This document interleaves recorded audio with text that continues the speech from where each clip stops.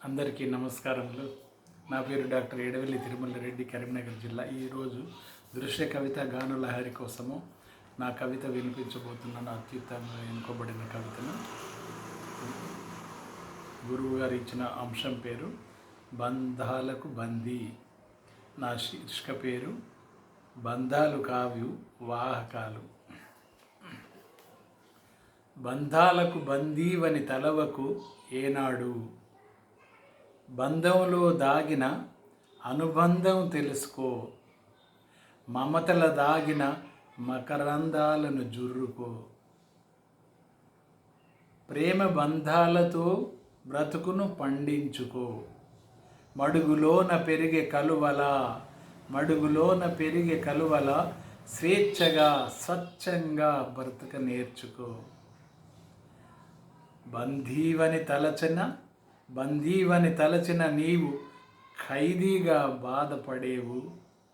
ప్రతి బంధం భగవత్ ప్రసాదంగా భావించినచో అనుబంధపు సోయగాలు నిత్యం పెరిగేను. పెనవేసుకొని మదిలో ప్రేమాంకురాలై ఎదిగేను.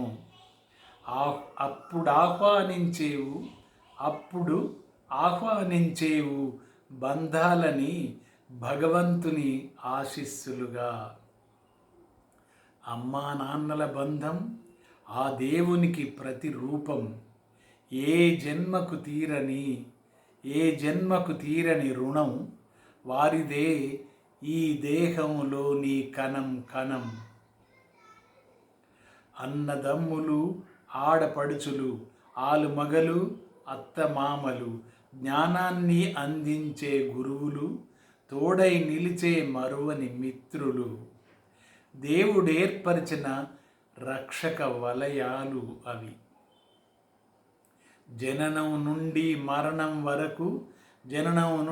మరణం వరకు మన తోడుగా నీడగా నిలిచే రక్షణ కవచాలు. సంబంధ బాంధవ్యాలు బంధాలు కావు, అవి భగవంతుని చేర్చే వాహకాలు. బంధాల విలువ తెలియని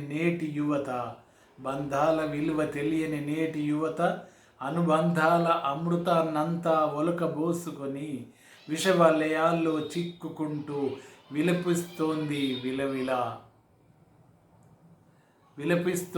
విలవిలలాడుతూ ఎదిగే తరాలకైనా అందిద్దాం అనుబంధాల అమృత ధారలు. వావి వరసల మధురిమ జల్లులు దిగిరాదా అప్పుడు ఆ స్వర్గమే ఇలకు. అందరికీ ధన్యవాదములు. ఇంత చక్కటి ప్రోగ్రాంను అందించిన గురువర్యులకు నమస్కృతులు, ధన్యవాదాలు.